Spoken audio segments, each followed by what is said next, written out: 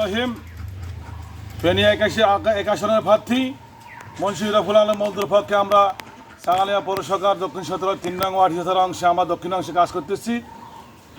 আমরা মানুষের দ্বারে ঘুরতেছি, মানুষের বাড়িতে যাচ্ছি, মাঠে প্রতিটি ভোটারের কাছে যাচ্ছি।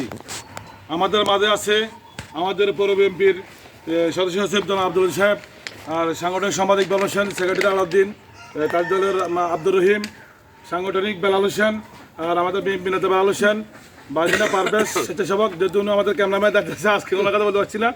আমরা প্রচুর সাড়া পাচ্ছি এই এলাকায়।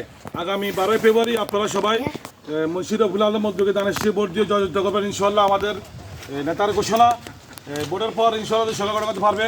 তারা প্রতিটি ঘরে ঘরে আপনাদের জন্য বরাদ্দ করে রেখেছে ফ্যামিলি কার্ড, যেখানে 2,500 টাকার মাল। তারপরে আপনাদের জন্য আছে কৃষি কার্ড, বিভিন্ন ধরনের কৃষি কার্ড, এগুলো আছে সব। আর যাদের আমাদের তারা আরও ঘোষণা করছেন তাদের সর্বোচ্চ 10,000 টাকা কৃষির কাজ সর্বনিম্ন, এগুলো করা হবে। আর কতিপয় কিছু 71-এর ঘাতক যারা এই দেশের বিরুদ্ধে করছিল, তারা এখন আবার দেশের ষড়যন্ত্রে লিপ্ত নেমেছে।